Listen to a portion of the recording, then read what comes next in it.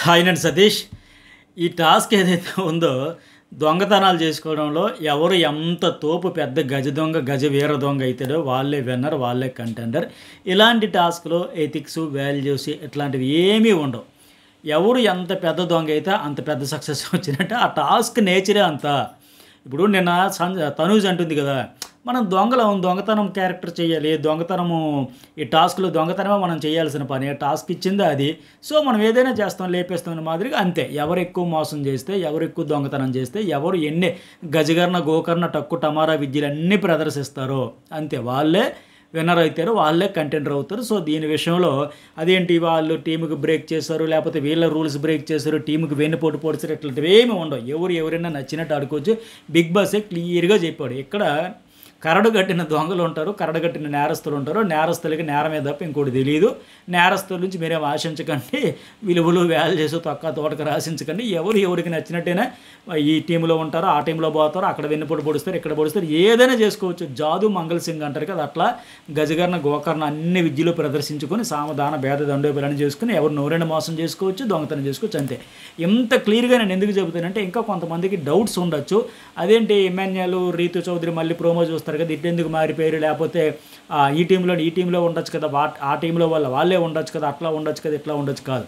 ఈ టాస్క్ నేచరే అంత. ఇప్పుడు సినిమాలో హీరో దొంగ క్యారెక్టర్ అంటే దొంగ క్యారెక్టర్లో 100% చేసేస్తాడు ఆయన. కిడ్నాపులు కావచ్చు, ఇంకా స్మగ్లింగ్ కావచ్చు. అదే హీరో ఇంకో సినిమాలో ఇదో సబ్ ఇన్స్పెక్టర్ క్యారెక్టర్ అయితే ఆ సబ్ ఇన్స్పెక్టర్ నీతి నియమం కనిపించిన 4 సంవత్సరం మాదిరిగా 100% పోషిస్తాడు కదా.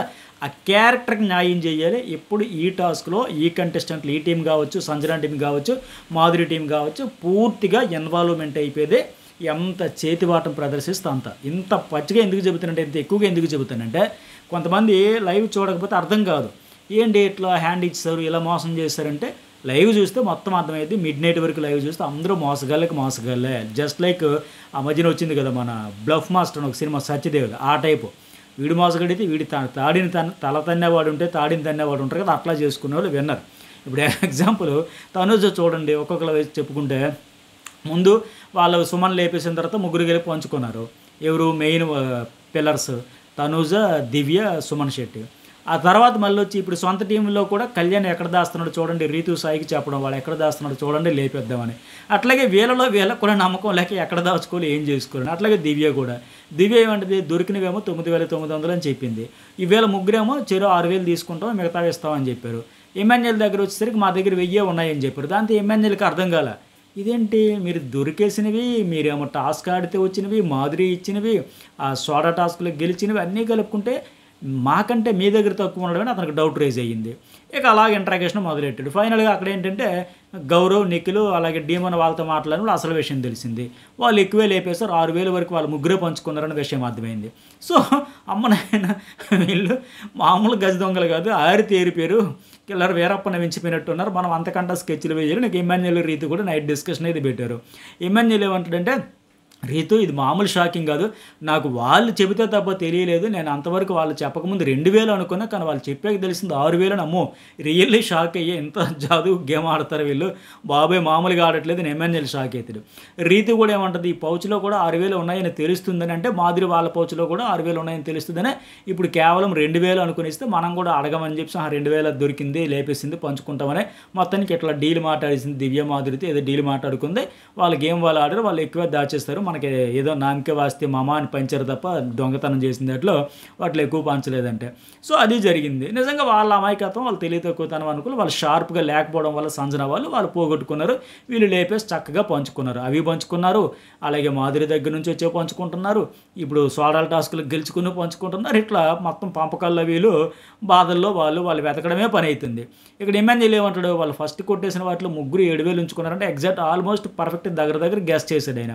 ఎందుకంటే అందుకే ఇంకేం చేస్తానంటే రేపు నుంచి మాధురితో అక్క ఉన్నంతసేపు ఉంటాను, మాకు ఎంతో కొంత ఇవ్వండి, టాస్కులు ఆడితే వస్తాయి కదా, అదేదో మీరు టాస్కులు ఆడితే వచ్చేది ఇవ్వకపోయినా పర్వాలేదు, వాళ్ళతో కలిసి ఆడతాను, ఎందుకంటే నాకు ఓపెన్ డోర్స్, నేను ఎటైనా వెళ్తా, నాకు ఫ్రీ బర్డ్, కామెడీ చేసుకుంటూ ఎటైనా వెళ్ళిపోతా.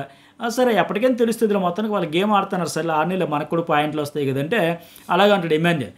ఫిజికల్ టాస్క్‌లు వస్తే నువ్వు అంటే రీతు అంటది. ఫిజికల్ టాస్క్‌లు వస్తే నేను, దివ్య ఆడతామంట మా టీమ్ నుంచి అంటే, అయితే ఆడండి అటువైపు నుంచి డీమోన్, గౌరవ్ వస్తే వాళ్ళతో డీల్ మాట్లాడుకుని ఒక 200 వస్తాయి నాకు. సో, వాళ్ళు గెలిస్తే వాటా తీసుకొని వచ్చేస్తాను మాధురి అక్కకి చెబుతా. సో, అక్కడ డీల్ తీసుకోవచ్చు, ఇక్కడ ఎందుకంటే ఇది ఓపెన్ డోర్స్ అందరికి కూడా. అన్ని దారులు తెరిచేయి ఉన్నాయి.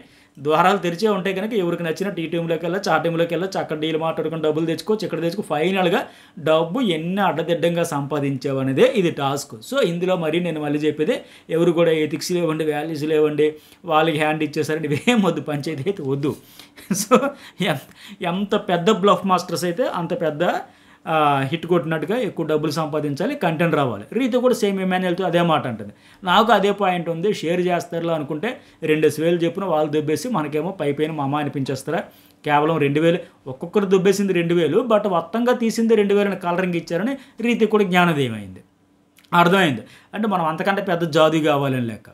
అలాగే ఇంకోటి ఏంటంటే అంతకుముందు కొంత ఇంట్రెస్టింగ్ ఫైట్, బిగ్ ఫైటే జరిగింది. ఎవరికి? రీతు వర్సెస్ తనూజ మధ్య. ఎందుకంటే ఇక్కడ నుంచి బ్యాగులు వేపేసిన తర్వాత మాధురి ఏమంటుందంటే తీసిన వాళ్ళు ఎక్కువ తీసుకొని మిగతా వాళ్ళకి పంచేయాలి, మొత్తం టీం అందరికి పంచేయాలి అంటారు. తనూజ ఏమంటుందంటే ఇది దొంగల టాస్క్, నీకు నచ్చిన డబ్బులు ఏవైతే ఇచ్చారో నువ్వు ఒక దొంగ లీడర్గా మాస్ మాధురి క్యారెక్టర్కి ఇచ్చారు కదా, ఆ డబ్బులు పంచుకో, ఏమన్నా చేసుకో, కానీ మేము దొంగతనం చేసిన డబ్బులు మేమెందుకు పంచలేము, మేము మాత్రమే తీసుకుంటాం, ఎవరైతే లేపామో వాళ్ళే తీసుకుంటామని ఆవిడ గట్టిగా అరుస్తుంది. మాధురి ఏమంటుంది? ఒప్పుకోదు. ఎందుకు గ్రూప్ పెట్టారు, ఎంటర్టైన్ చేయమన్నారు, మెయిన్ కాన్సెప్ట్ ఎంటర్టైన్ చేయాలన్నారు. వాళ్ళు ఇప్పుడు ఆడరంట సంజన వాళ్ళు గివ్ అప్ ఇచ్చేస్తారంటే ఇంకేం ఆడతారు, ఎవరితో ఆడతారు, జోషే పోయిందని ఆవిడంటే తను ఒప్పుకోలే. నీ డబ్బులు షేర్ అయినా చేసుకో, ఏమన్నా చేసుకో, నీ టీంకి ఇస్తానో నువ్వు ఇచ్చుకో, దొంగతనం డబ్బులు చేసింది మాత్రం మేము పంచము, మా దగ్గర ఉంచుకుంటాం, మేమే ఉంచుకుంటాం అంటే రీతుకు వాస్తవానికి అక్కడ తెలియదు ఎవరు లేపేస్తారు ఏంటని. కానీ చీకట్లో ఒక బాణం వేసింది, ఒక రాయి ఇసిరింది, తగిలిందని అక్కడే రీతు వర్సెస్ తనూజ పెద్ద గొడవ అయిపోయి. ఎంత గట్టిగా అంటే బాబాయ్ స్పీకర్ మనం సౌండ్ తగ్గించకపోతే చెవులు పగిలితాయేమన్నంత గట్టిగా అరుపులు ఎదురును. నోరు మూసుకొని లెక్క. డోంట్ షౌట్ అంటే డోంట్ షౌట్ అని చెప్పేసి పెద్ద పెద్ద అరుపులు. ఎందుకంటే రీతు వస్తుంది ఏదో ఎలా వినింది, ఏదో అర్థమైంది, మొత్తానికి లేపేశారు. ఎవరు లేపారనేది ఆవిడ క్లారిటీ లేదు, మొత్తానికి లేపేశారని చెప్పేసి వెంటనే మాకు తెలుసు, నేను చూస్తే నోరు మూసుకున్నాను. ఎందుకున్నాను? మీకు తెలియనట్టుగా నేను అక్కడ ఉన్నాను. ఎందుకంటే మీరు ఇట్లా పంచుతారు కదా, మాకు కూడా వాటా ఇస్తారు కదా అని ఉన్నాను. నేను రెడ్ టీం కనుక మన అందరికీ ఈక్వల్గా పంచుతారని నేను సైలెంట్గా ఉన్నా. టీంలో మరి ఎందుకున్నట్టుగా తీసేసినప్పుడు నేనే చూసింది లేదు. కానీ ఆవిడ ప్రయత్నాలు చూస్తే నిజంగా మెచ్చుకోవాలి రీతుని. అంత సిన్సియర్గా నటిస్తుందంటే మీరు ఎవరన్నా కొట్టుకు సావండి, నాకు మాత్రం డబ్బులు ఇవ్వండి, ఏ డైలీ అయినా కొట్టుకోండి, నాకు డబ్బులు ఇవ్వండి. అంతిమంగా ఒకటే టార్గెట్, చాలా సీరియస్గా ఫోకస్ పెట్టింది. భలే నచ్చింది నాకు ఆవిడ ఆడే విధానం చూస్తే.